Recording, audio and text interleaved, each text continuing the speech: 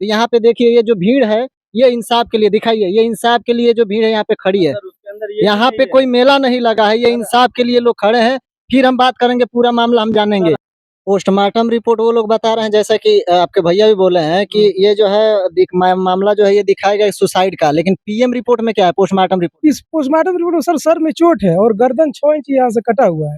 जो पोस्टमार्टम करेगा तो सबसे पहले उसको ब्लड नहीं आएगा।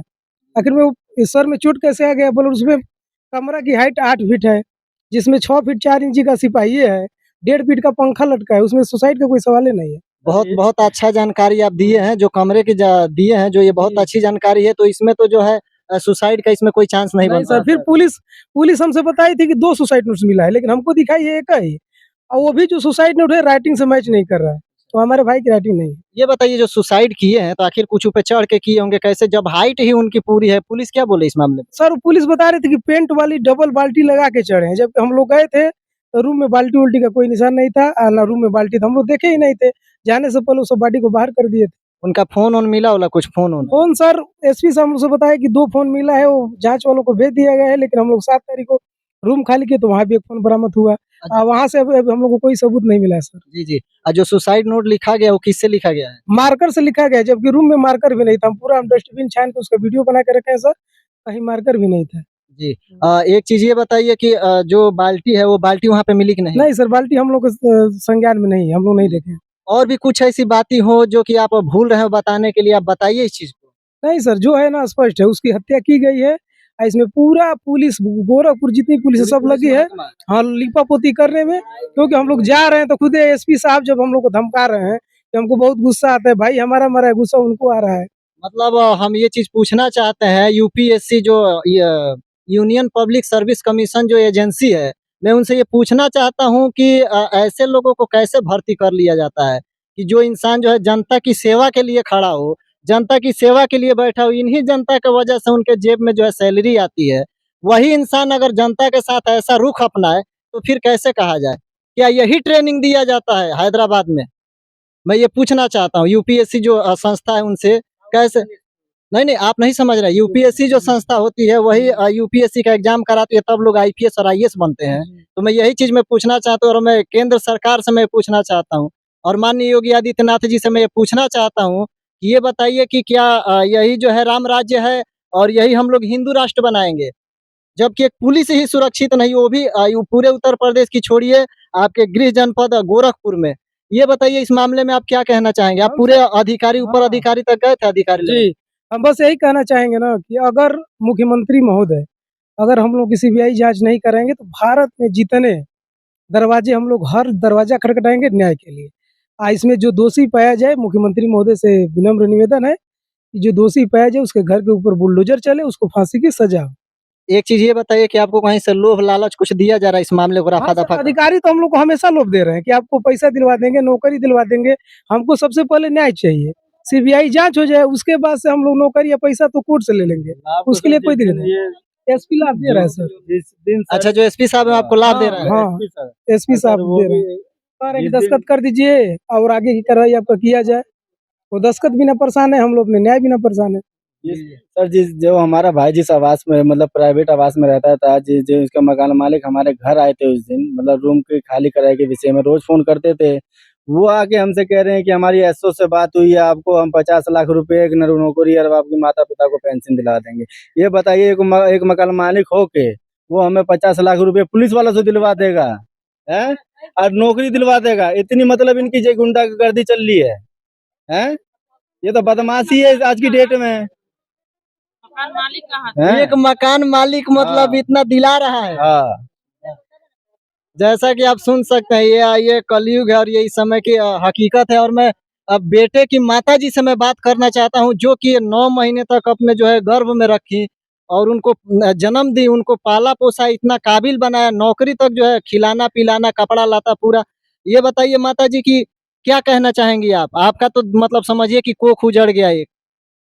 हाँ, मैं तो कोखे उजड़ गयो, मैं तो कुली बिलट गयो राजे।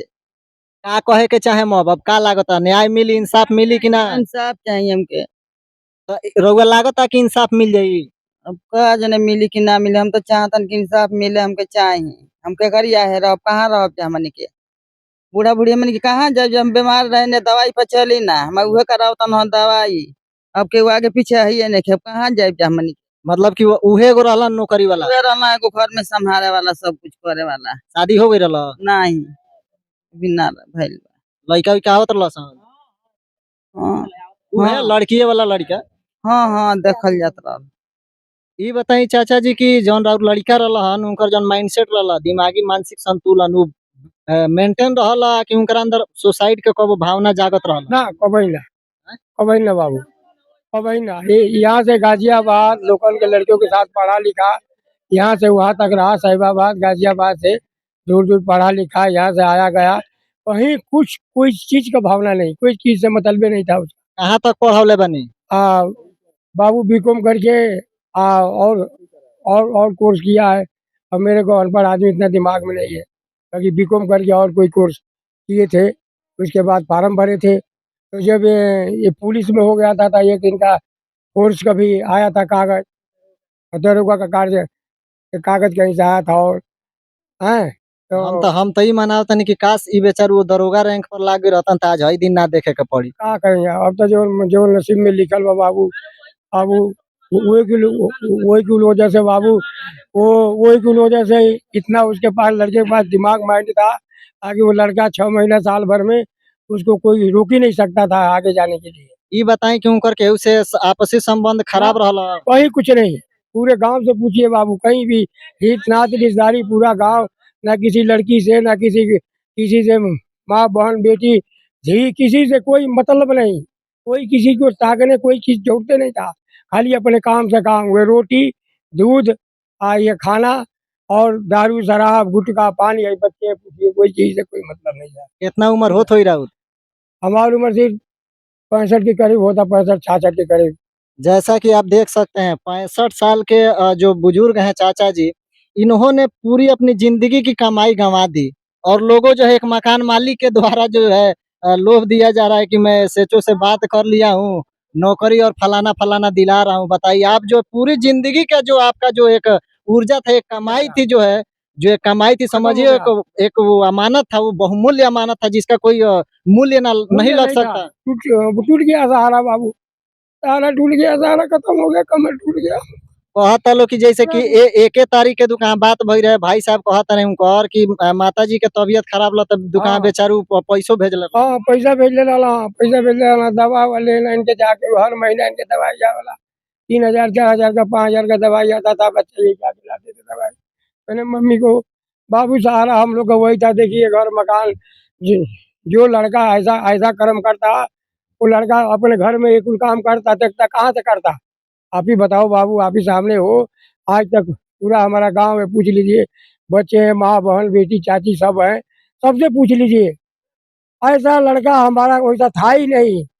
बहुत गर्व महसूस किए होंगे बहुत बार जब बहुत गर्व आप महसूस किए होंगे जब उनकी ड्यूटी जो है उत्तर प्रदेश पुलिस में जब जॉइनिंग लेटर आया हो। बहुत बहुत लेकिन आपको क्या पता था कि एक दिन जो है ऐसा समय देखने को मिलेगा? अरे बाबू, समय क्या उनका लाश हमको ढोना पड़ा, आग लगाना पड़ा, कंधा फूकना पड़ा, इसी उम्र में हमें जन्माए पोसे पाले हमारे, सब करना पड़ा बाबू, हमें सब इनके सहारा भाई साहब से मैं बात करूँगा। ये जो है कुछ कहना चाहते हैं, जो बोलना है आप लोग दिल खोल के बोलिए पूरा, चाहे जितना लंबा वीडियो हो जाए मैं चलाऊँगा इसको। पुलिस हमें कह रही थी वहाँ पे कि इनके 2 सुसाइड नोट मिले हैं। हमें पुलिस के माध्यम से हमें अभी कुछ मिला नहीं है वहाँ से।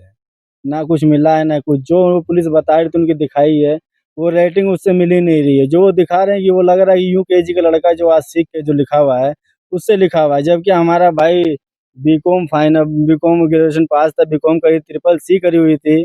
वो दीवान की वो भर्ती देख रहे थे, आगे आगे तैयारी कर रहे थे, नोटबुक भी खोली उनके रूम में थी, वहाँ पे भी तैयारी कर रहे थे रह के।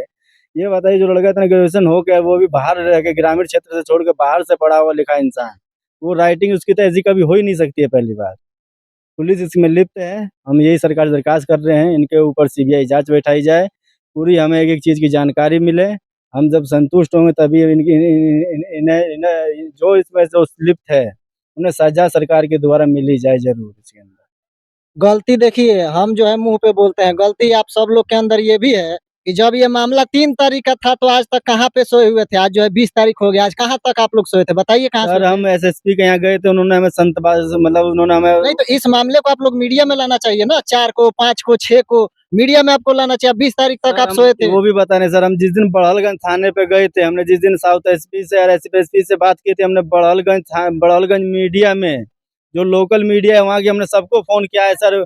वहाँ पे कोई सी भी मीडिया पुलिस के सब अंडर में थी, कोई मीडिया आने को वहाँ तैयार नहीं थी सर। रात के 12-1 बजे तक हमने वहाँ मीडिया का इंतजार किया था सर, उस थाने पे रह के। सर हमारी जब वो पुलिस के अंडर में वो मीडिया, वहाँ की लोकल मीडिया जब पुलिस के अंडर में है, हम वहाँ पे जाके हम जो वो नहीं कर सकते हैं, तो सर बताइए हमें कहाँ से इंसाफ मिलेगा? इसीलिए जो है पत्रकार और मीडिया इसीलिए बदनाम होती है और चंद पत्रकारों के वजह से, मैं सबको तो नहीं कहूँगा, लेकिन कुछ लोगों के वजह से जो है मीडिया को जो है एक अच्छा उपनाम दिया गया है, गोदी मीडिया।